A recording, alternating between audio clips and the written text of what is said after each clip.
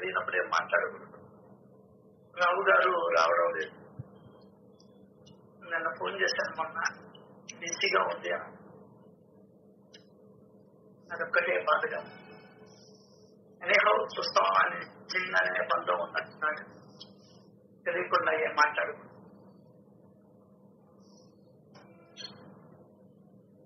అది ఒక్కరు మిస్ అయినా బాధపడు.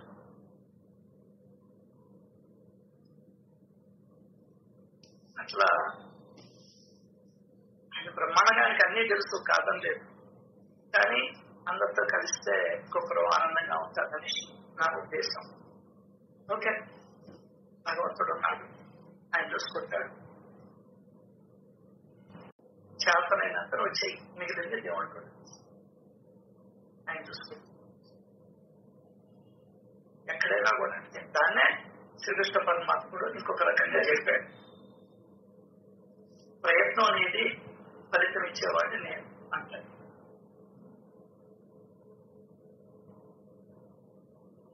ఓకే, శ్రీ సచ్చిదానంద సమర్థ సద్గురు సాయినాథ్ మహారాజ్ కి జై. అందరూ బాగుండాలని, ఆనందంగా ఉండాలని, సంతోషంగా ఉండాలని, సుఖంగా ఉండాలని, కలిసిమెలిసి ఉండాలని, ఆరోగ్యంగా ఉండాలని, ఆత్మోన్నతిని పొందాలని, సద్బుద్ధిని సద్భక్తిని ప్రసాదించమని ఆ దేవాది దేవుణ్ణి మనస్ఫూర్తిగా కోరుకుంటూ ఈరోజు మన సత్సంగంలో పెడతాం. అట్లాగే ఈరోజు మధ్యాహ్నం 3 గంటలకి ఏవిఎస్ గారి ఇంట్లో 3 గంటలకి సత్సంగం భజన కార్యక్రమం ఉంటుంది. దయచేసి గమనించగలరు. అన్నా చెప్పానన్నా, ఈరోజు మధ్యాహ్నం నుంచి 3 గంటల నుంచి మా ఇంట్లో భజన సత్సంగం ఉంటుంది. అందరూ రావాలమ్మా, తప్పకుండా రావాలి. అందరు పేరు పేరున చెప్తున్నాను. Okay, thank you.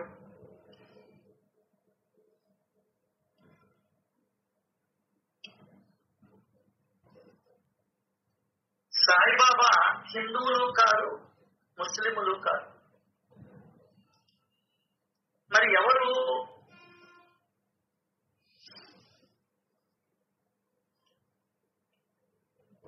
వారికి ఏ కులము లేదు, ఏ మతము లేదు, ఏ ఆశ్రమము లేదు.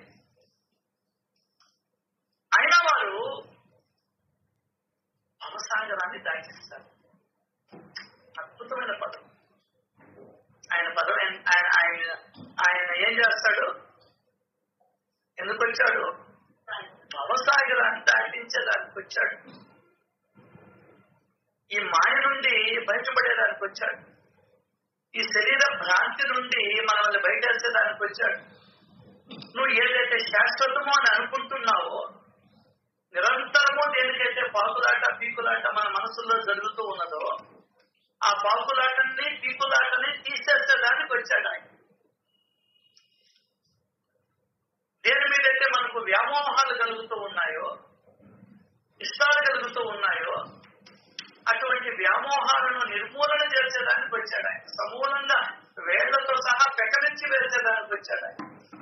బికాస్ ఆఫ్ హీ ఈజ్ సత్తుడు, బికాస్ హీ ఈజ్ అన్ ఆత్మ. తన బిడ్డలు విడిపోయారు. తన బిడ్డల దగ్గరికి తన తండ్రి ఏం చేస్తాడు? దగ్గరికే రావాలని కోరుకుంటాడు. ఆవుజుడు తన బిడ్డ రాకపోతే అల్లాడిపోతుంది. భగవంతుడు కూడా మనకు తండ్రి కాబట్టి ఇప్పుడే రామరాజు గారు చదువుతున్నారు. ఆయనలో ఉన్నటువంటి చిన్న అంశమే మనం మళ్ళీ దాంట్లో గెలవాలా. ఇదే నువ్వు అర్థం చేసుకోవాల్సింది, నీకు అవగాహనకు రావాల్సింది, నీ మనసు నమ్మాల్సింది. ఈ పాయింట్ నమ్మాలి నువ్వు. ఏదో ఆయన పారాయణ చేసుకుంటూ పోయాడు, మనం ఇంటూ ఉన్నాం కాదు. ప్రతి ఒక్కటి నీకు జ్ఞానాన్ని ఇచ్చేది. భగవంతుడు అంటేనే జ్ఞానం. బాబా కూడా చెప్పాడు. బాబా అనేక రకాల జ్ఞాన కథలను చెప్పి భక్తి మార్గంలో ప్రవేశపెట్టారు. జ్ఞానం తెలుసుకోవడం, భక్తి అంటే ఆచరించడం. అయితే జ్ఞానం తెలుసుకోవడం, వినడం, చదవడం,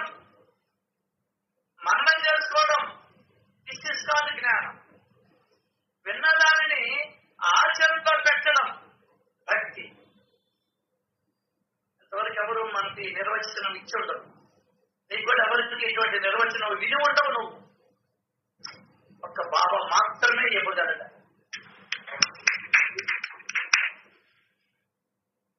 అదే భక్తి అంటే ఆచరణ భక్తి, గట్టి నెరిగించడంట. దానికనే శ్రవణానికి సమానమైన భక్తి మరి ఒకటి లేదు అన్నాను. శ్రవణముతో సహజంగా గురుచరణాలయంలో ప్రీతి కలిగి అటుపైన పరమాత్మ ఉత్పన్నమవుతుంది అని అన్నారు. పరమాత్మ ఉడికినా రాదు అబ్బాయి, ఉడికిపోతే రాదు. తిరుమలకి పోయినా రాదు, షిరిడికి పోయినా రాదు. ఇది గుర్తుపెట్టుకో. కాశీలో మునికి రాదు జ్ఞానం. గురువుల దగ్గర నేర్చుకోవాలి. చాలా మంది పిచ్చి పిచ్చి మాటలు మాట్లాడుతుంటారు. జ్ఞానం టీవీలలో రాదు. నువ్వు సత్యాన్ని తెలుసుకోవడంలో జ్ఞానం.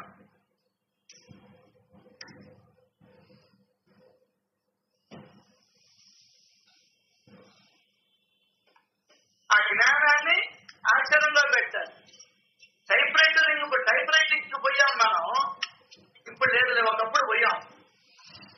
హయ్యరు, లోయరు, హయ్యరు పాస్ అయ్యాం. దాని తర్వాత ఎక్కడైనా ఆ టైప్ రైటింగ్ పెట్టుకొని అన్నది పెట్టుకును, లేకుంటే ఒక దగ్గర చేయదు. అది ఆచరణ. నేర్చుకోవడం అనేది జ్ఞానం. మళ్ళీ ఎక్కడికైనా పోయి ఆ టైప్ రైటింగ్ నుండి ఉపయోగించడం, నీకు వచ్చిన విద్యని అక్కడ ఉపయోగించి 4 రాళ్లు సంపాదించుకోవడం, అది ఏ విధంగానో ఆచరణలో పెట్టి ఇక్కడ వినడం జ్ఞానం, దాన్ని ఆచరణలో పెట్టడం 4 రాళ్లు రావడం. అంటే ఇబ్బంది పడదు. దానికనే ఎప్పుడు ఇంత ఉండబాక, తక్కువ విను, ఎక్కువ ఆచరణ చేయి. ఎక్కువ అన్నది తింటాం, పడి నిద్రపోతాం. ఎక్కువ మాట్లాడతాం, స్మరణ ఉండదు. ఎక్కువ బయట వ్యవహారాలలో చిక్కుకుంటాం. నీ తండ్రిని నువ్వు మర్చిపోతావు. నువ్వు ఆయనలోని అంశము అని గుర్తుపెట్టుకో. అది కూడా తెలియదు మనం. ఇవన్నీ తెలియాలంటే నువ్వు సచరిత్రని అధ్యయనం చేయాలి. ఇప్పుడే చదివిన ఆయన గుర్తుందో లేదో మీకు. నీలో ఉన్నటువంటి అహం ఆయనలో ఉన్నటువంటి కొంచెం అంశాన్ని ఇది. కాబట్టి నేను అంటుండవు చిన్న అహం. అర్థమైందా? ఆయన దగ్గర నువ్వు వచ్చావు అబ్బాయి, మళ్ళీ ఆయన దగ్గరికే వెళ్ళాలి. మళ్ళీ నువ్వు ఎక్కడ ఊర్లన్నా తిరిగి కొంప, ఏ ఊరికైనా పో, నీ కొంపకి ఎంత తిరిగి వస్తావో, నువ్వు ఎన్ని జన్మలైనా ఎత్తు, మళ్ళీ ఆయన దగ్గరికి వెళ్ళాల్సి. అట్లా ఎవరైతే వెళ్ళలేరు, నీ ఆయుష్ ఎంతో తెలుసా? 432,20,20,00,000 సంవత్సరాలు ఆయుష్ ఉన్నప్పటికీ అని రాస్తాడు ఏమాత్రం పట్టారు. ఎత్తరపోయా, అజ్జులిపోయా, భయపడిపోయి.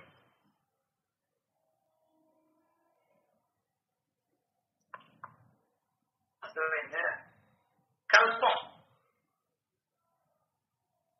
నువ్వు ఆలోచిస్తే తెలుస్తుంది. 432,20,00,000 సంవత్సరాలు నీ వయసు. అంటే అంత వయసులో నువ్వు తిరుగుతూనే ఉండాలి ఈ లోకంలో. ఏదో ఒక జన్మలోకి వెళ్తూ ఉండాలి, వస్తూ ఉండాలి, వెళ్తూ ఉండాలి, వస్తూ ఉండాలి. అది మనుష్య జన్మ కావచ్చు, పశు జన్మ కావచ్చు. నువ్వు చేసేటువంటి పనులను బట్టి నీకు భగవంతుడు ప్రసాదిస్తాడు.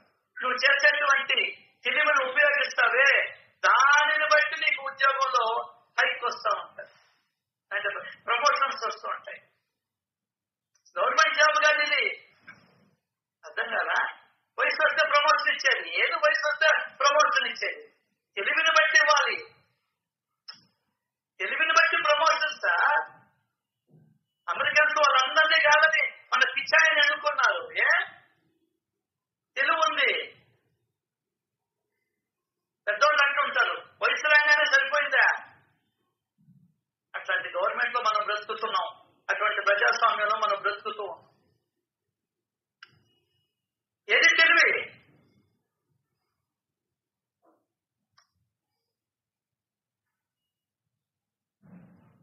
సో ఎంతో మంది బాబా యొక్క త్రికాల జ్ఞాని అని బాబా మనల్ని చూడంగానే భూత భవిష్యత్ వర్తమానాలను వాళ్ళకి ఉత్తమయ్యేటట్టు తెలియజేసేవాడు సచ్చరిత్ర.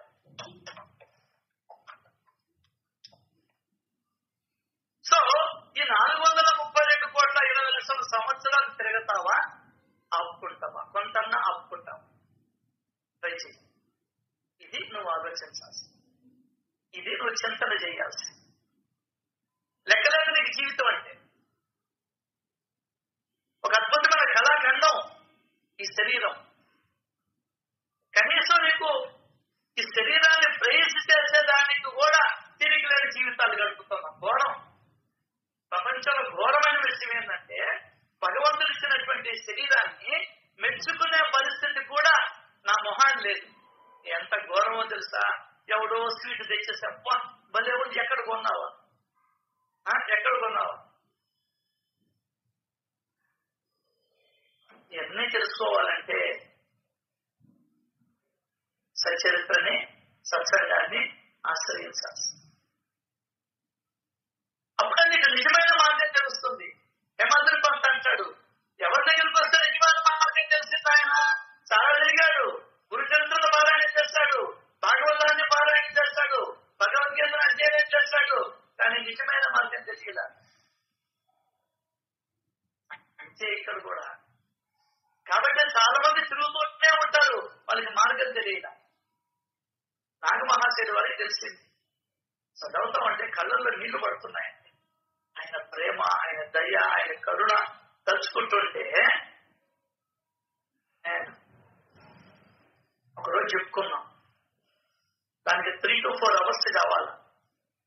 3 to 4 hours కూర్చునే వాళ్ళే రండి మీలోకి, లేదంటే రాబట్టండి. ఖచ్చితంగా చెప్తున్నా.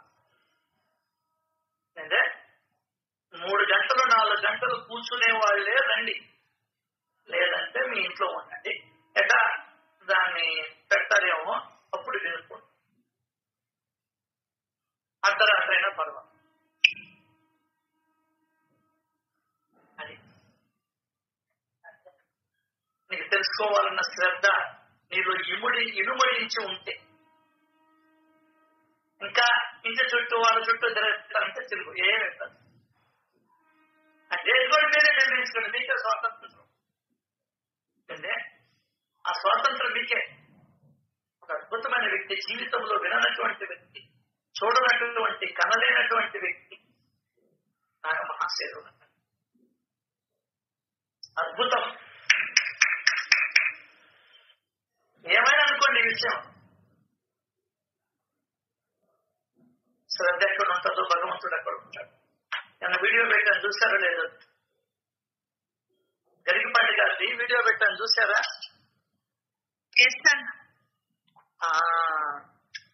సంతృప్తి ఎక్కడ ఉంటుందో అదే భగవంతుడు, అక్కడే భగవంతుడు ఉంటాడు.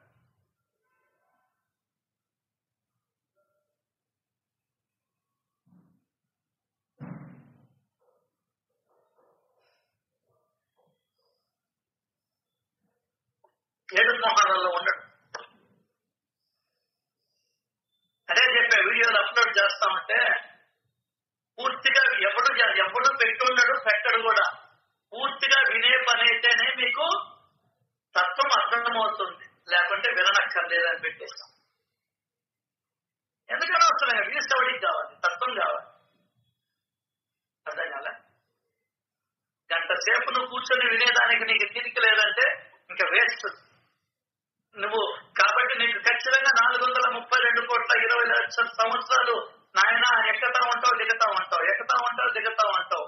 ఈ రోజు మనిషి జన్మ, వచ్చే జన్మ మనిషి జన్మ, వచ్చే జన్మ మనిషి జన్మ, మళ్ళీ కష్టాలు, కన్నీళ్లు. ఈ జన్మలో నువ్వు నేను ఏమి చేయను, నేనైతే దానం ధర్మం చేయను. మళ్ళీ కుక్క జన్మ, ఒకవేళ మనిషి జన్మ వచ్చినారు, ఫుట్పాత్ మీద ఉండే జన్మ. ఆడ జన్మో తెలీదు, మగ జన్మో తెలీదు, చొక్కా ఉంటుందో తెలీదు, రవికి ఉంటుందో తెలీదు, చిరిగిపోయిన చీర ఉంటుందో తెలీదు, లేకుంటే ప్లాట్ఫారం మీద పడుకోవాలో తెలీదు, బొచ్చేసుకుని అడక్కదనాల్లో తెలియదు, కళ్ళు ఉంటాయో తెలీదు, కళ్ళు ఉంటాయో తెలియదు, ఎక్కడుండాలో తెలియదు, ఏ విధంగా ఎట్లా ఉంటామో తెలియదు, ఏ ఊర్లో పుట్టిస్తాడో తెలియదు, ఏ ప్రదేశంలో పుట్టిస్తాడో తెలియదు, మనం ఏ జీవిగా పుట్టిస్తాడో తెలియదు, ఏ క్రిమికేట్ కాదులుగా పుట్టిస్తాడో తెలియదు. చెప్పడానికి నాన్న ఆయన వచ్చింది భవసాగరాన్ని దాటించేదానికి వచ్చాడు, అంతేగాని నీ కోరికలు తీర్చేదానికి కాదు వచ్చింది. గుర్తుపెట్టుకో. దానికైనా నేను ఫస్టే చెప్పేస్తా, ఇక్కడికి వస్తే కోరికలు తీరవు, పెళ్లిళ్ళు కావు, ఉద్యోగాలు రావు, వస్తే మీ అదృష్టం, రాకపోతే నా కరం. అది ఏముందయా అని అడిగారు ఒకరు. తత్వం తెలుస్తుంది, విషయం తెలుస్తుంది, భగవంతుడు అంటే ఏందో తెలుస్తుంది. భగవంతుడు అసలు నీ తల్లిదండ్రులు ఎవరో నీకు తెలుస్తుంది. అది కూడా తెలియకుండా 60 ఏళ్ళు బతికేశారు. ఈ 60 ఏళ్ళు భగవంతుడు ఇచ్చిన శరీరాన్ని మోస్తూ అసలు భగవంతుడు అసలు ఎవడి శరీరాన్ని తయారు చేస్తున్నాడో ఇక్కడ తిరిగి చూస్తాం. మేడ్ ఇన్ ఇండియానా, జపానా, ఫారినా, ఎక్స్పైరీ డేట్ చూస్తాం, మ్యానుఫ్యాక్చరింగ్ డేట్ చూస్తాం. ఇంత అద్భుతమైనటువంటి శరీర నిర్మాణం నీ లోపల జరుగుతూ ఉంటే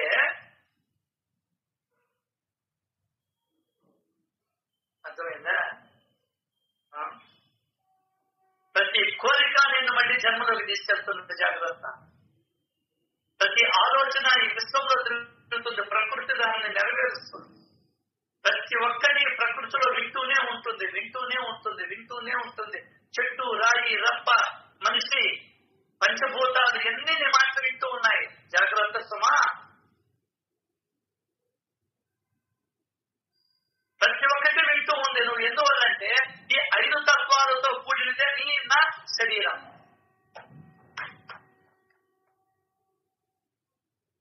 దానికైనా చెప్తాడు, మంచినీళ్ళు తాగేటప్పుడు గంగమ్మ తల్లి నువ్వు మంచిగా ఉన్నావమ్మా, మంచిగా లోపలికి వెళ్తున్నావు, నా హృదయాన్ని పరిశుద్ధపరచు, నాలో ఉన్నటువంటి మాలిన్యాన్ని తొలగించు తల్లి అని అనుకుంటూ తాగాల. టీవీ చూస్తా తాగితే, నేను మాట్లాడుతూ తాగితే అర్థం కాదా? కాబట్టి అన్నం భగవంతుడి యొక్క వరంగా భావించడం. కాబట్టి అన్నవరానికి 100 సార్లు జరుగుతుంటావు నువ్వు ఉందే.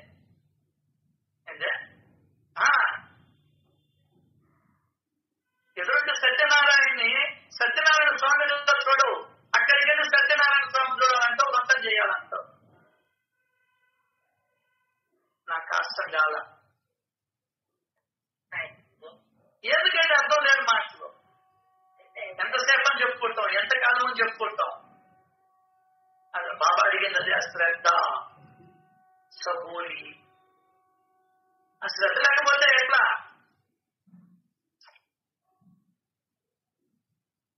నీ మంచిస్తే మనం ఆలోచించడం లేదు కాబట్టి ఇక్కడ కూర్చోబెట్టాడు. అసలు ఆలోచనే అవసరం లేనటువంటి వాడిని ఇక్కడికి రానీడు. లేదు కొంతమంది రాలిపోతూ ఉంటారని చెప్పాడే, అక్కడ 100 మంది ఉన్నారు, ఇప్పుడు 40 మందికి వచ్చారు. 41, 48 మంది ఉంటారు ఇక్కడ. ఎరడు కూడా ఎంతమంది ఉంటారో తెలియదు. ఇప్పుడు ఈ క్షణానికి 7:22 మీరు నేను ఉన్నాం అంతే. తెలియదమ్మా మా వసుంధర సుప్రియ 432,20,00,000 సంవత్సరాలు ఉన్నాయి నీ ముందర. తస్మాత్ జాగ్రత్త జాగ్రత్త. గుప్తా గారు మీ ఆవిడికి తెలుసు ఆ సంగతి, అర్థం కాలా? రమణయ్య గుప్తా మీ ఆవిడికి తెలుసు, ఆమె చదివేది యోగ వాసిష్టం. అందులో మనిషి ఆయుష్ 432,20,00,000 సంవత్సరాలు. అన్ని రోజులు తిరగాలనుకుంటున్నావా? ఇప్పుడు గుండె అనుభవించేది చాలదా? నిర్ణయించుకోవాల్సింది నువ్వే. నేనే నాకు నేనే, నీకు నువ్వే, ఎవరికి ఎవరో వాళ్ళే. This is called satsang.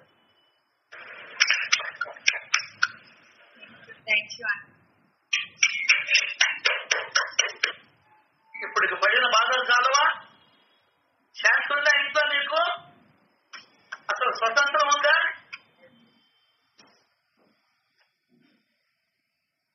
అన్నిటికీ ఏడుపేగా. మళ్ళీ ఇటువంటి జీవితాన్ని కోరుకుంటా, పుస్తకాలు కోరుకుంటా, రాయిగా పుట్టాలని కోరిక ఇబ్బందిలే, చెట్టుగా పుట్టాలని కోరిక ఇబ్బందిలే. ఏంది జీవితం? ఏదో జీవితం. లేదా పెళ్లి పెట్టాలకు లేకుండా ఒక సన్యాసి జీవితం గడపాలని కోరుకో. భగవంతుడు వాక్ భగవంతుడు ఏందే, శబ్దం భగవంతుడు తెలుసా? శబ్ద బ్రహ్మ.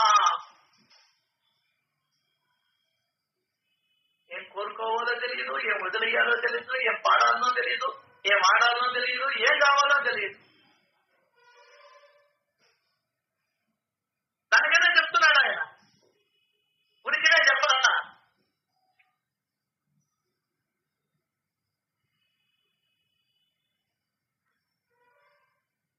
పంచాగ్ని సాధన, యజ్ఞ యాగాలు, అష్టాంగ యోగాలు, మంత్ర తంత్ర ప్రయోగాలు బ్రాహ్మణులకు మాత్రమే శక్యం. ఇవి ఇతరులకి ఏమీ ఉపయోగపడవు. సత్పురుషుని కథ అలా కాదు, అది అందరినీ సన్మార్గములో పెడుతుంది. సో ఇప్పుడు మనం అందరం దుర్మార్గంలో ఉన్నాం, అర్థమైందా? నవ్వాలన్నా ఏడవాలన్నా అర్థం కావడం లేదు. కుమారక్కో కుమారక్క, ఎన్నెన్నుండాయో చేసిన తప్పులమ్మో చంద్రలేఖమ్మా, ఓ కుసుమక్క.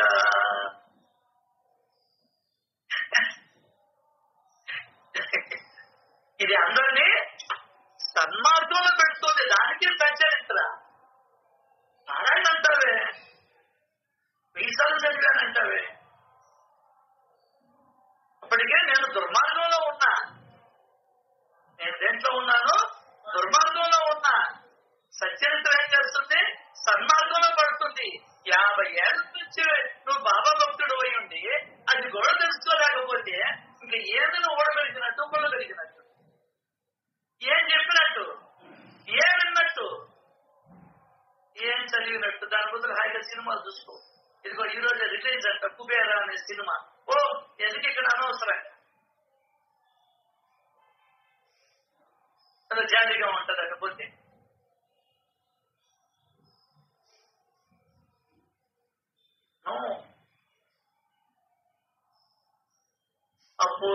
అపురూపమైనదమ్మ మనిషి జన్మ. అదమ్మా ఇటువంటి అవకాశం, మంచి మాటలు వినే అవకాశం అసలు వస్తుందా నీ జీవితంలో? ఆలోచిస్తామమ్మా. ఏదో భగవంతుడి దయతో, కృపతో, కరుణతో, ప్రేమతో మన 50 మందిని ఇక్కడ కూర్చోబెట్టుకున్నాడు. అమ్మా ఇంత ప్రేమమ్మ భగవంతుడికి. మనం అది సన్మార్గంలో పెట్టాలన్న ఆలోచన ఎవరికి ఉంటుందమ్మా? నీ మొగుడుకు ఉంటుందా? నీ పెదానికి ఉంటుందా? నీ పిల్లకాయలకు ఉంటుందా? నీ అత్తమామలకు ఉంటుందా? నీ తల్లిదండ్రులకు ఉంటుందా? తల్లిదండ్రులు కోరుకుంటారు సన్మార్గంలో పోవాలని. అది కూడా ఏదో ఒక లంచం పెట్టి డబ్బులు తెచ్చిస్తుంటే కూడా వాళ్ళు కూడా డబ్బులు ఎక్కడియా నచ్చరు, డబ్బులు తెచ్చిస్తున్నాడు అనుకుంటారు అంటే.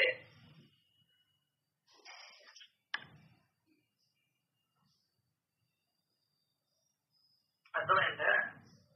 అదే అంటాడు కొడుకు 20 ఏళ్ల తర్వాత జైల్లో చూడని వస్తే, అమ్మా తోటకూర కట్ట దొంగలించినప్పుడే ఒక చెంప దెబ్బ కొట్టుంటే నేను ఈ రోజు ఇంత పెద్ద దొంగతనం చేసి జైల్లో ఇరుక్కోను కదమ్మా.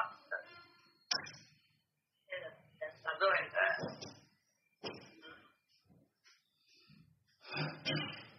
కాబట్టి ఇవన్నీ కూడా మనం తెలుసుకునే ప్రయత్నం చేయాలి, ఆలోచించే ప్రయత్నం చేయాలి.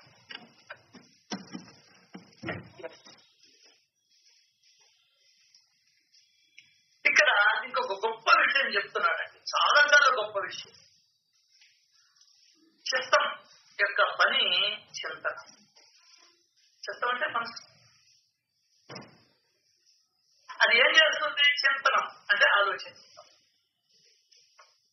ఆలోచన చేస్తే నీకేం జరుగుతుంది? అంటే నీ కొడుకుల గురించినా, నీ కూతురు గురించినా, నీ అల్లుని గురించి ఆలోచించినా నీకు ఏడుపు తప్ప నీకు సుఖం లేదు. అక్కడ నీ బిడ్డల గురించి ఆలోచించినా కూడా నీకు సుఖం లేదు. కొన్నిసార్లు సుఖం ఉంటుంది, కొన్నిసార్లు సుఖం ఉండదు. వాడు జీతం పంపించాడు అనుకో సుఖం, జీతం పంపించలేదనుకో ఏడుపే. అందరూ ఇట్లాగే ఉంటారని కాదు చెప్తున్నాను మాట. ఎవడు స్వార్థం వాడితే పిచ్చోడా, ఈ సంగతి తెలుసుకో. ఇప్పుడు మీ కొడుకులందరూ ఉద్యోగాలు చేస్తున్నారు, కార్డు నీకు ఇచ్చారా, వాడు ఉంచుకున్నారా? అక్కడికి అర్థమైపోతుందా ఎవడి స్వార్థం వాడనే. ఇంకా కళ్ళు మూసుకొని ఉండవు నువ్వు, ఇంకా కళ్ళు మూసుకొని ఉండవు నువ్వు. డాడీ ఎదిగో డాడీ కార్డు నాకు అవసరం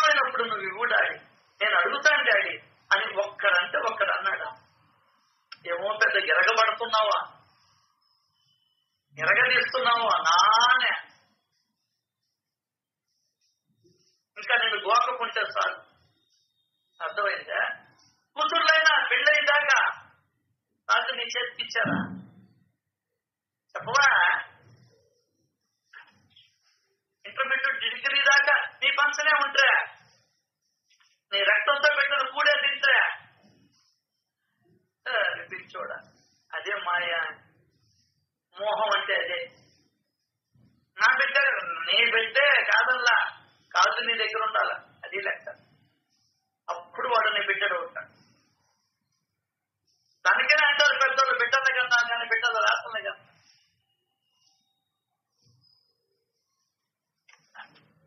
నువ్వు ఎన్నైనా చెప్పు, కథ చెప్పుకోబాక, నీ మనసులో నువ్వు శ్రద్ధ చెప్పుకోబాక.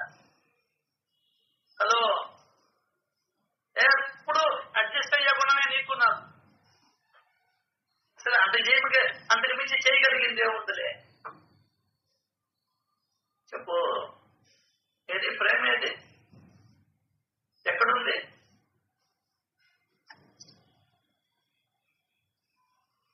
దాన్ని నువ్వు భ్రమపడుతున్నావు ప్రేమ, నువ్వు పెంచుకుంటున్నావు మోహం.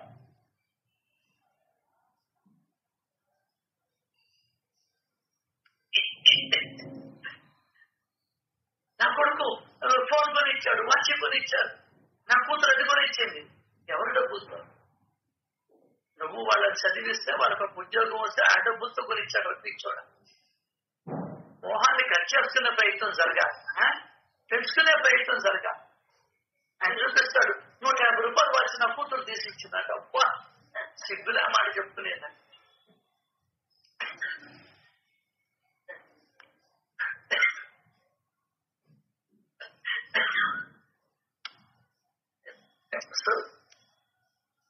అక్కడ సపోర్ట్ చేయలేదు, ఇప్పుడే బొట్టలు పెట్టడం లేదా?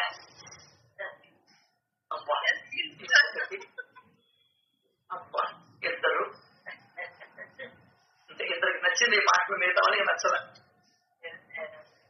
3 4 ఫోన్లే, 4 ఓటు చేస్తారు అసలు డిపాజిట్ లేకుండా.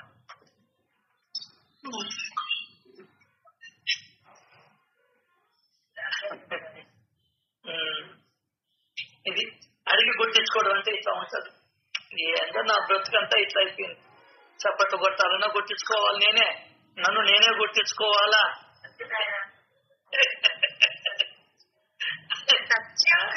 కొంచెం టైం పట్టింది. అది దేవుడితో పోల్చుకోవచ్చు కదా. దేవుళ్ళు నేను ఒక అంశం అని చెప్పనట్టుగా.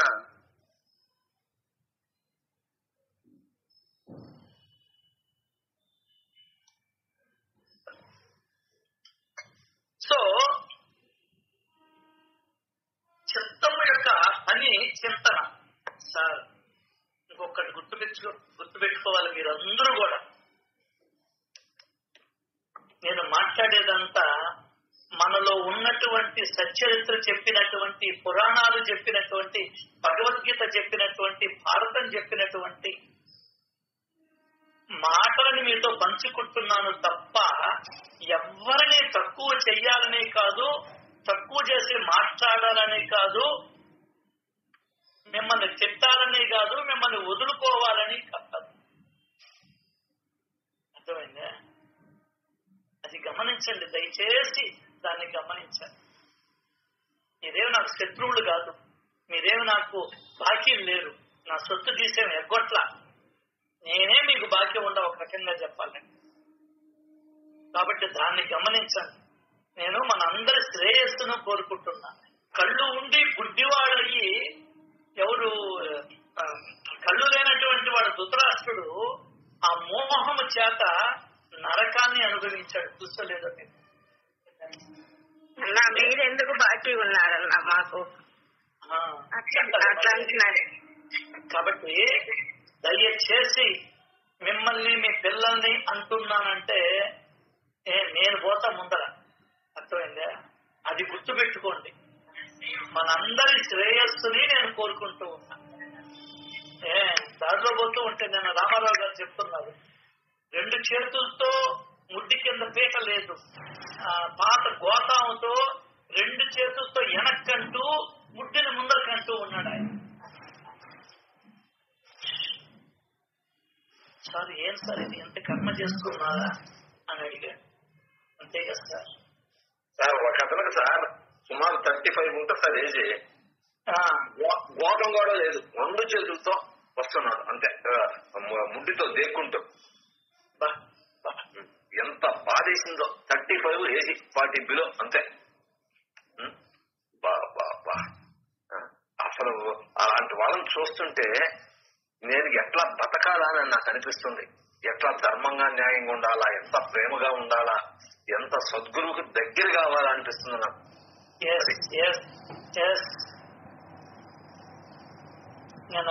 నేను పోతే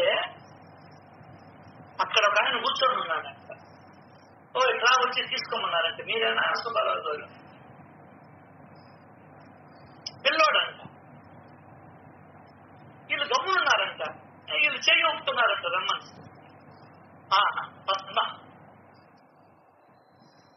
బస్ స్టాండ్ దగ్గర చెయ్యి ఊపుతున్నారంట రమ్మని. తీరా చూస్తే వాడికి కాళ్ళు లేవు. తెల్లవాడంట, అందంగా ఉన్నాడు, పెడతాను కూడా కావాలి. తెల్లగాను భలే ఉన్నాడు, చక్కగా ఉన్నాడు. కానీ భగవంతుడు ఏందో ఏం చేసుకున్నామో తెలియదు కానీ కాళ్ళు లేవంటే ఆ పిల్లవాడు. ఇప్పుడు వీళ్ళు క్షమాపణ చెప్పి, అది గొప్పతనం. సారీ బాబు, మాకు తెలియదు నాన్న నీ పరిస్థితి, నువ్వు రాకపోయేటప్పటికి కొంచెం విసుక్కున్నట్టున్నా మేము చెప్పని సారీ చెప్పి ఆ అబ్బాయికి టిఫిన్ పొట్లం ఇచ్చి నిన్న వచ్చారంట మనవాడు.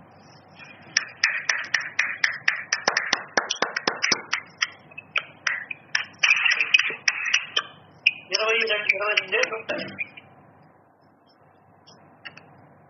అటువంటి పరిస్థితి మన 50 మందికి పట్టకూడదని నేను నా ఈ ప్రయత్నం తప్ప ఇంక వేరేది లేదండి. నా దగ్గర ఏ స్వార్థము లేదండి. నా పాటికి నాకు బ్రహ్మాండంగా బతకగలను నేను. నాకు వచ్చే డబ్బులు నాకు పరిపుష్టిగా సరిపోతాయి. అర్థమైందే? అది గుర్తుపెట్టుకోవాలి. సో చిత్తము యొక్క పని చింతన, ఆలోచిస్తూనే ఉంటుంది మనసు. ఆలోచన లేకుండా మనసు ఒక్క క్షణమైన ఊరికే ఉండదు. అంటే ఒక్క క్షణమైన ఊరికే ఉండదు. విషయాలను ఇస్తే విషయ చింతన చేస్తుంది, గురువును ఇస్తే గురువును ధ్యానిస్తుంది. అందువలన బాబా ఒళ్ళు గదురుపాటు చెందుతూ ఉందండి. ఎంత సులభతరం చేశాడండి భగవంతుడు. మనం పంచుకుంటే మాట్లాగిపోతున్నాయి సార్. జీవిత సత్యాన్ని చెప్తూ ఉంది సార్ సచ్చరిత్ర. ఇది నిన్ను సన్మార్గంలో పెడుతుంది. నేనేమన్నా దుర్మార్గుంటాను అంటావేమో. కాదు, నువ్వు దుర్మార్గుడు అని కాదు, ఇంకా నిన్ను జ్ఞానాన్ని ఇచ్చి ఏమెత్తుకోబోతావు రమేష? ఏమెత్తుకోబోతావురా? ఒక 10 లక్షలు ఉంది, ఒక 2-3 లక్షలు నీ కొడుకులకి ఇవ్వు, వాళ్ళు బాగున్నారు. నీ 2-3 లక్షలు వాళ్ళు అసలు లెక్క చేయరు. ఎందువల్లంటే వాళ్ళకి టూర్కి పోతే లక్షలు అయిపోతుంది. అర్థమైందా? అసలు మా అబ్బాయి అంటే నీ డబ్బు నాకు చెప్పలేదు, నా దగ్గర ఉండేది నాకు సార్లే అంట. అర్థం కదా? వాళ్ళ సంపాదన వాళ్ళు ఏదో వెళ్ళిపోయారు దేవుడి దేవాలు. ఏదంటే సన్మార్గంలో పెట్టేది జ్ఞానాన్ని ఇచ్చి, అదే నీ దగ్గర 10 లక్షలు 2 లక్షలు ఏదో మీ అబ్బాయికో మీ అమ్మాయికో, మిగతా 8 లక్షలు నువ్వు ఖర్చు పెట్టుకో. అంటే మిగతా 8 లక్షలు అది సన్మార్గంలోకి నెట్టడం అంటే. అర్థమైతే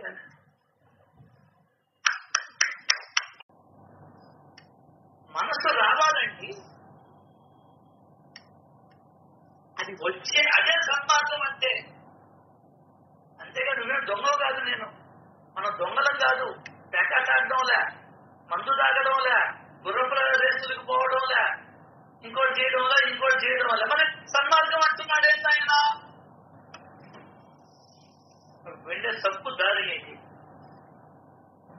నీకంటూ నువ్వేమీ చేసుకోకుండా వెళ్ళిపోతున్నావు. అదే అసలైనటువంటి సన్మార్గంలో ప్రవేశపెట్టడం అంటే.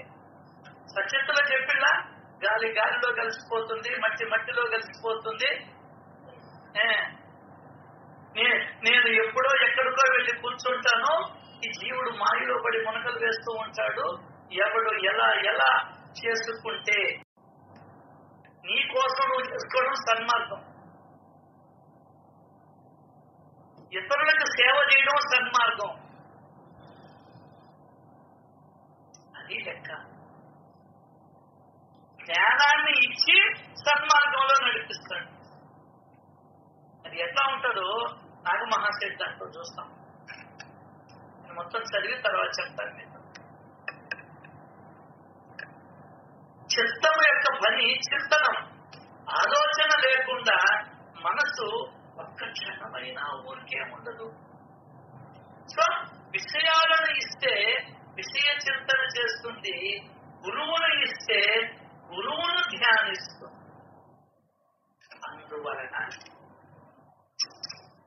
అందువలన అనే పాయింట్ ముఖ్యం. ఏంటంటే అందువలన అనే పాయింట్ ముఖ్యం. ఎట్లా అంటే సరుడు చేస్తాడు, రెండు పక్కల గుండ్లు పెడతాడు, కుక్కీలు లాగా, అవునా? చైన్ చేస్తాడు, లింకు పెడతాడు.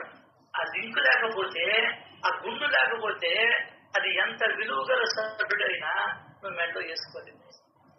అర్థమైందా? ఆ లింకు అదే కావాల్సింది. ఓయమ్మ, నువ్వు బంగారు పసుపు తాడు తెచ్చినా వాడు మూడు ముళ్ళు వేయాల్సిందే. అర్థం కాల? మూడు ముళ్ళు వేయాల్సిందే. మూడు ముళ్ళు వేయకపోతే ₹1,00,00,000 రత్నాల దండైనా 50 కోట్ల రత్నాల దండైనా నువ్వు వేసుకునేదానికి పనికిరాదు.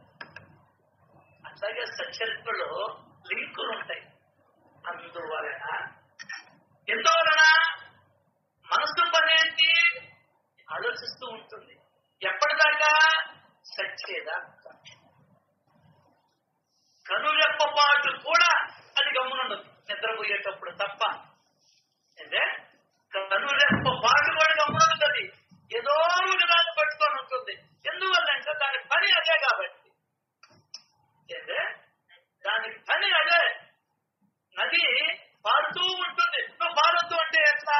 పిలిపించినా కూడా నా పారడమే నా పని అంటది.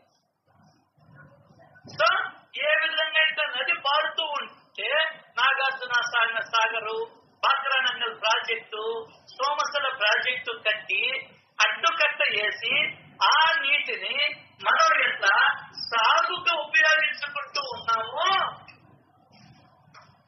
అట్లాగే ఈ మనసులో వచ్చే ప్రతి ఆలోచనకి మనం అడ్డుకట్ట వేయాలి. అడ్డుకట్ట వేయకపోతే అదుపు ఆజ్ఞ లేకుండా అది మనల్ని హీన జన్మల్లోకి తీసుకెళ్తాం. అది మనం తెలుసుకోవాల్సింది. వ్యామోహాలంలోకి తీసుకెళ్తుంది. ఓ అమ్మో చిన్న దానికి అంటాడు హేమాద్రి పంతు, సత్యబాబు నెగిడు అని కూడా అనిపిస్తుంది.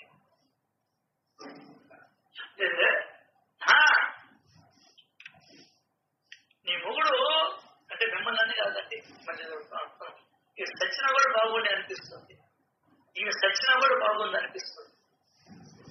తెలియదు నీకు. మనసు ఆలోచించినట్టు శత్రువు కూడా ఆలోచించడంట. వాడమ్మ వడవ శత్రువు ఏం చేస్తాడు? నీ చావుని కోరుకుంటాడు. అంతకన్నా ఘోరాన్ని కోరుకుంటావంట నువ్వు. అర్థమైందా? ఏది నీ మనసే నా మనసే. మనసు శత్రువు ఆలోచించిన దానికన్నా ఇంకా ఎక్కువ ఆలోచిస్తుందంట.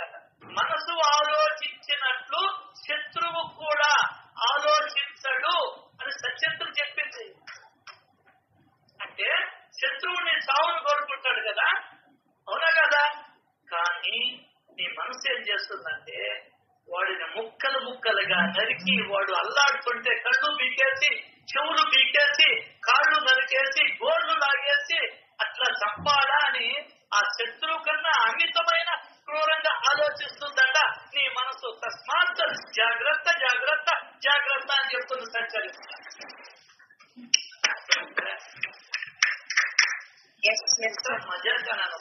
గ్రంథం అనుకుంటున్నావా?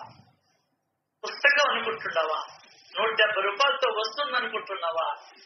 ప్రపంచంలో ఉన్నటువంటి జ్ఞానం అంతా ఒక తక్కిట్లో పెడితే, సత్యరత్నం ఒక తక్కిట్లో పెడితే ఇదే కిందకి దిగిపోతుంది. అంతే, అంత పురుగు ఉంటుంది దీంట్లో.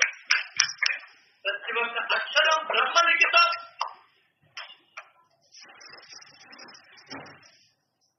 మనం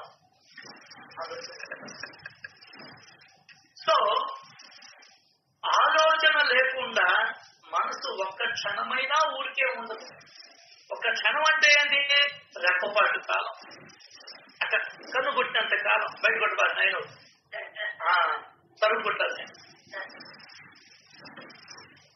విషయాలను ఇస్తే విషయ చింతన చేస్తుంది, గురువును ఇస్తే గురువును ధ్యానిస్తుంది. ఇక్కడే సీక్రెట్ చెప్పాడు. సాధన సీక్రెట్ చెప్పాడు. ఏం సాధన చేయాలో చెప్పాడు. నీ మనసు అర్థమైందే? నువ్వు అసలు ముందు నిర్ణయించుకోమంటున్నాడు. నువ్వు గురువుని ఇస్తావనుకుంటున్నావా, లౌకికమైన విషయాలను ఇస్తావనుకుంటున్నావా? తెలుసు. ఫ్లాట్లు ఇచ్చామనుకో, మరి అక్కడ ఉన్న 10 ఏళ్ళ నుంచి ఫ్లాట్ రేటు పెరగలేదే, అక్కడే ఉందే. అదేదో పొదలపూర్ రోడ్లో కొనే బదులు ఈ యువతల రోడ్లో కొనుంటే 15 ఏళ్ళ కిందట ఈ రోజు ₹1,00,00,000 అయిపోయి ఉన్నాయి. అప్పో జరిగా ఎప్పుడో 15 ఏళ్ల కింద జరిగిపోయిన దానికి ఇప్పుడు ఏడొస్తున్నాం. అంటే 2000లో నువ్వు కొన్నావు, ఇప్పుడు 2025 అంటే నీ ఏడుపు 2025లో కూడా తగ్గల. అబ్బా, ఇది విషయాలను ఇస్తే విషయ చింతన చేస్తుంది, గురువుని ఇస్తే గురువుని గురించి ఆలోచిస్తుంది. అబ్బో బాబా, మా తమ్ముడు చెప్తానే ఉంటాడు, అన్న ₹1,00,000 పోతే బంగారం నువ్వు కొనున్న 60,000 అంటే వాడి మాట లెక్క పెట్టలా. అబ్బా ముద్రాష్టపుదానా, నీ వల్ల కదా ఆ రోజు కనమంటే ఏంటో ఇప్పుడు కాదులే, ఏ వల్ల తగ్గితే నష్టం వస్తుంది అంటావులే, ఏం పడలేదు మీ తమ్ముడు చెప్తుంటే 10 పడలేదు అని ఆయన చెప్తాడు. చూసా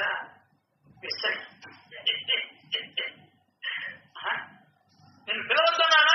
వాళ్ళందరూ సత్సంగానికి వస్తే వాళ్ళకి అందరూ ఎవరు చేసి పెడతారు? నేను చేసి అల్లాడాల, వాళ్ళకి ఏంటో ఈకపోతే బాగుండదు, తీయమంటే మాటను అర్థం కాదా? నీకు తెలివి ఉండాలా?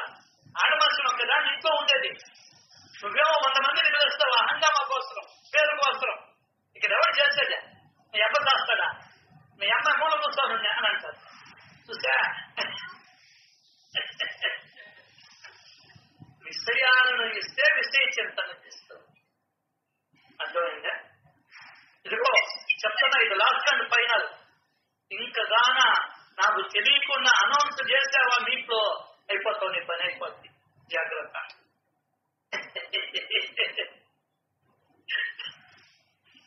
సార్ నవ్వుస్తుందా రావడం లేదా? నేనే నా పిచ్చోడిని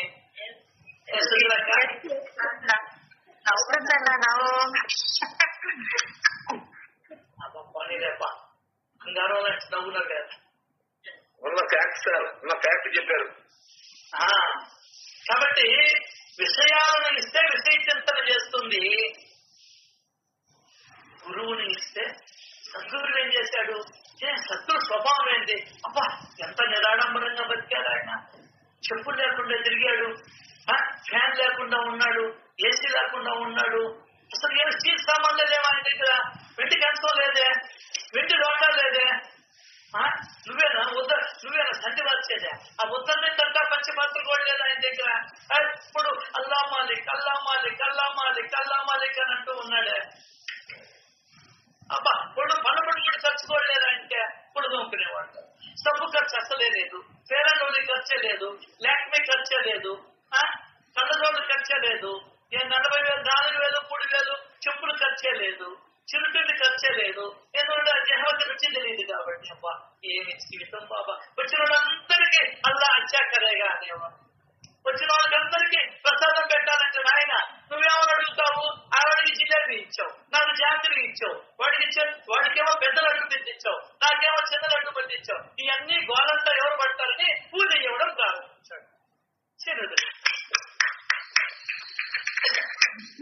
ప్యాకెట్ అడిగితేను ఇంకో ప్యాకెట్ ఇవ్వండి సార్ అంటే ఇవ్వరు. వాళ్ళు ఇవ్వండి మళ్ళీ కూడా తీసుకునేది.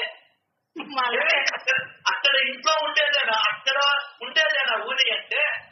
దానికి కూడా మీకు ఇక్కడ ఎగ్జాంపుల్ చెప్పాడు కదా, సచిత్ర చదవమన్న దానికి, జ్ఞానాన్ని సంపాదించమన్నది దానికి. దాంట్లో సచరిత్రలో 2 ఉదాహరణలు ఉంటాయి, 2 లీలలు ఉంటాయి. నువ్వు బాబాని చూస్తున్నా పోతున్నా వస్తున్నాను కానీ ఆయన చర్యల్ని, ఆయన లీలల్ని మనం చదవాలా. చదివితే ఆయన ఎవరో తెలుస్తుంది, ఆయన మీద నమ్మకం కలుగుతుంది, ఆయన మీద ప్రేమ కలుగుతుంది, ఆయన మీద ఇష్టం కలుగుతుంది. ఏదన్నా జబ్బు వచ్చినా కూడా నాకు మహాశయుడు ఏం చేస్తాడో అక్కడ చూస్తాడు. అర్థమైందా? ఏం చేస్తాడు? సచ్చరిత్రలో ఆయనకి బాగా రాకుండా వచ్చింది, కడ్డీ వెలిగించాడు. కడ్డీ నుంచి పడినటువంటి ఊడితుంది, దాన్నే ఊది అన్నాడు. ఇదే ఊది అనుకొని పెట్టాడు, తగ్గిపోయింది. నమ్మకమే భగవంతుడు. ఆ ఊది ప్యాకెట్ నీకు అవసరంలే. అర్థమైందా? సరే, ఇంకొక ఉదంతం చూస్తాం. అదే తలనొప్పి వచ్చింది నా భార్యకి, నువ్వు ఏదో నీ దగ్గర ఊది ఉంటుంది కదా, మరి అదే నా దగ్గర ఊది డబ్బాలో ఊది లేదే అని చెప్పని కింద ఉండేటువంటి మట్టి తీసి పెట్టాడు. ఆ తలనొప్పి పోయింది. ఇప్పుడు చెప్పండి, ఆ ఊది ప్యాకెట్ ఎందుకు కావాలా? బాబా ముందర గట్టి వెలిగించి వాడికి లంచం ఇచ్చి వాడికి 10 రూపాయలు ఇచ్చి ఊది ప్యాకెట్ తెచ్చుకోవడం ఏంటి? అసలు ఎంత తప్పుడు పని చేస్తున్నాం చెప్పు. ఏంటది? అడ్డదవన పోవడం ఏంటి? రాజదవన పోవచ్చు కదా. భగవంతుడి ప్రసాదం ఏదిగా నీ ప్రపంచంలో లేదు. ముగిస్తాను బాబా, నీకు ఇచ్చావా చూపిస్తాను. కర్మం తీసేస్తున్నావయ్యా. ఈ కర్మను తీసేసేటువంటి ఈ పార్శ్వపు నొప్పిని కూడా నేను చాలా శ్లాఘిస్తున్నానయ్యా. ఎందువల్లంటే గురుదేవా నిన్ను గుర్తు చేస్తుందయ్యా ఈ పార్శ్వపు నొప్పి అన్నటువంటి నాగ మహాశయుడు ఎక్కడా, మనం ఎక్కడా? ఉన్నాయి లేరదు, నువ్వు చదవలా, నువ్వు వినలా. మనం భగవంతుడి కథలు వినం, అన్ని మాట్లాడుకుంటూ. మంచిదే, ఆ ఊది ఉంటే మంచిదే కాదని చెప్పడం లేదు. మరి దీనికేమంటావు? అప్పుడు ఏం చెప్పాడు భగవంతుడు? నీ నమ్మకమే భగవంతుడు అని చెప్తాడు. ఏంటే నన్ను నమ్ము అంటాడు, నన్ను నమ్ము అంటాడు. అంటే ఆయన అడిగింది అదే కదా, భక్తి శ్రద్ధలు. నీ భారమును నాపై పడివేయడు, నేను మోసేతను అంటూ ఉన్నాడు. దానికి ఎగ్జాంపుల్ 30,000 బాబా దగ్గరికి పోయి ఏడ్చి 30,000 ఇంకెవరిని అడగలేదుగా, తెచ్చిచ్చాడా లేదా బాబా ఎత్తుక్కొని ఆ నమ్మకం కాదు. రేపటి వెంకటేశ్వరుడు కాదు, భార్యకి క్యాన్సర్, ఒరే చూపించరు హాస్పిటల్ అని ఆయన లాయరు అందరూ చెప్పారు, జడ్జీలు చెప్పారు, అందరూ చెప్పారు. నేను చెప్పను, నేను చేయను. ఊది ఉంది ఇక్కడ, ఊది రక్షిస్తున్నా. కింద పెట్టేస్తాడు, కింద పెట్టేస్తాడా భార్య. ఈయన పూజా గదిలో కూర్చున్నాడు, పక్కనే భార్య. అసలు మన ధ్యాసలోనే లేదా, అందరూ చూస్తూ ఉన్నారు. ఉన్నటువంటి బాబా ఫోటోల నుంచి ఒక కిరణ వచ్చి ఆ తల్లిని దాకింది. అంటే ఒక కిరణ వేసుకుంటాడు. నమ్మకమే భగవంతుడు, నమ్మకమే భగవంతుడు. అది సో ఆయన మసీదులో కూర్చొని అది అన్నం పిండి ఇస్తులేటప్పుడు ఒక ఇది పరుచుకున్నాడు పట్ట, దాని మీద తిరగలు పెట్టాడు. పిండి ఊడిపోకుండా ఉండేదానికి దాన్ని గట్టిగా కొట్టాడు. చాకెత్తుకున్నాడు, గోధుమల బస్తా దగ్గరికి పోయాడు. దాంట్లో నుంచి ఒక 4 సేర్లు ఉంచుకున్నాడు, ఒక డబ్బాతో పోసుకున్నాడు, కింద పెట్టుకున్నాడు పక్కన. కుడి చేతి వైపు ఉంచుకున్నాడు. కుడి చేతితో తీసుకొని ఆ గుంటలో పోస్తూ మళ్ళీ విసురుతూ ఉన్నాడు.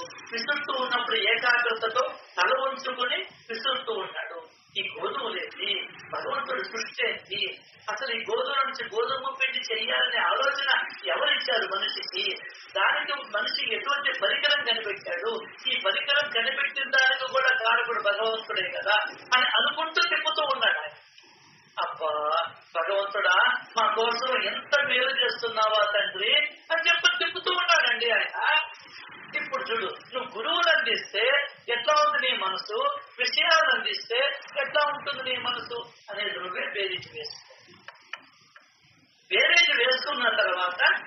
చేసుకో. నాకు ఇది బాగుందా, అది బాగుందా, ఈ అమ్మాయి బాగుందా, ఆ అమ్మాయి బాగుందా, ఆ పిల్లోడు బాగున్నాడా, ఈ పిల్లోడు బాగున్నాడా, నువ్వే చేసుకో. అది చెప్తున్నాడు ఇక్కడ. చిత్తము యొక్క పని చింతనం.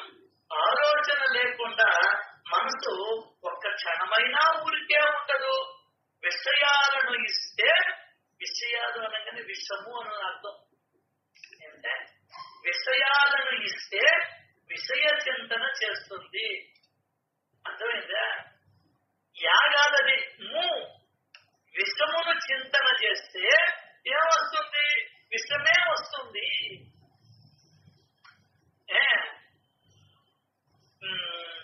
దీంట్లో గ్రైండర్ లో పప్పులు వేస్తే పప్పులు పొడే వస్తుంది. విషాన్ని చింతన చేస్తే నీ మనసు విషముతో నిండిపోతుంది. అదే గురువుని ఇస్తే నీకు శాంతి లభిస్తుంది. చెప్పాడు 2వ అధ్యాయం. 3వ అధ్యాయంలో నా కథా సంకీర్తనలు చేసేవారు ఎవరైనా సరే వారికి ఎల్లప్పుడూ ఆనందాన్ని, సుఖాన్ని, శాంతిని ప్రసాదంగా ఇస్తాను అన్నాడు. ఇంకా పచ్చిగా మీతో మాట్లాడుతున్నా. నువ్వు నీ భార్యని గురించి చింతన చెయ్యి, నీకు సుఖం వస్తుంది. చూస్తాం. నీ మొగుడిని గురించి చింతన చెయ్యి. వాడు అట్టు చేశాడు, ఇట్లా చేశాడు, అందరి ముందర నన్ను తిట్టాడు, ఇవి వస్తాయి నీకు. నన్ను కంట్రోల్లో పెట్టాలనుకున్నాడు అని వస్తాయి నీకు. అట్లాగే నీ బిడ్డల గురించి చెయ్యి. ఆ బిడ్డను పొట్టి డ్రెస్ వేసుకోవద్దంటే ఆ పిల్ల నా మాట వినడంలే, ఇదే ఆలోచనలు వస్తాయి. కొడుకు గురించి ఆలోచనలు చేయి, నీకు శాంతి వస్తుంది. ఛాలెంజ్ చెప్పేస్తారు అప్పుడే, నేను చెప్పకముందరే. సో నీ ఎనుడు గురించి చింతండి. అబ్బో 10 రోజులు ఉండమంటే ఉండలా, డబ్బులేమో లక్షలు నూక్కోబోతాడు. అర్థం కాదా? కూతురు 10 రోజులు పంపేమంటే నేను అది చేయాలా అన్నాడు. ఎవరి గురించి చింతన చేసినా నీకు ఈ ప్రపంచంలో ఏడుపు తప్ప సుఖము లేదు, సుఖము లేదు, సుఖము లేదు. నోట్ చేసుకో, నీకు నీ హృదయంలో నోట్ చేసుకో.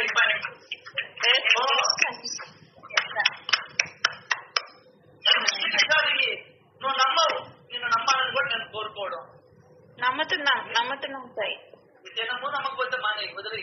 కానీ గురువును గాని చింతన చేస్తే, గురువును గాని చింతన చేస్తే నీకు వచ్చేది సుఖము, శాంతి, ఆనందము.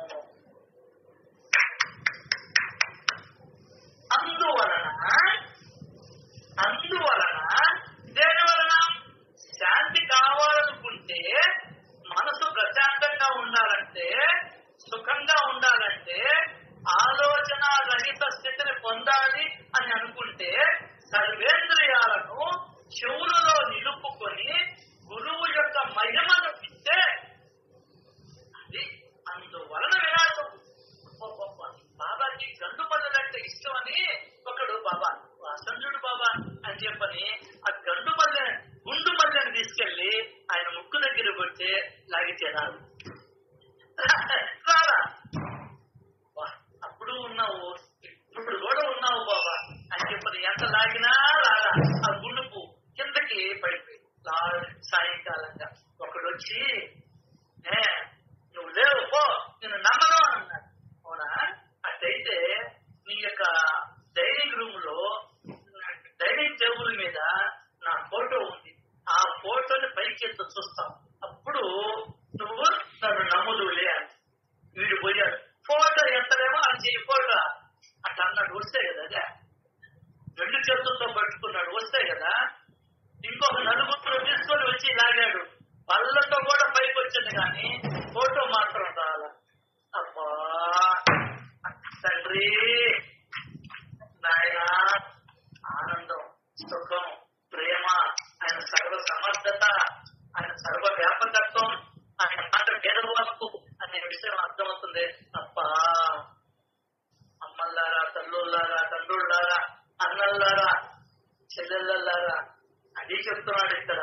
అందువలన సర్వేంద్రియాలను చెవులలో నిలుపుకొని గురువు యొక్క మహిమను వింటే అదే సహజ సాయి గురువు యొక్క, వేరే గురువు కాదు, సాయి గురువు యొక్క సహజమైన స్మరణ, సహజమైన భజన,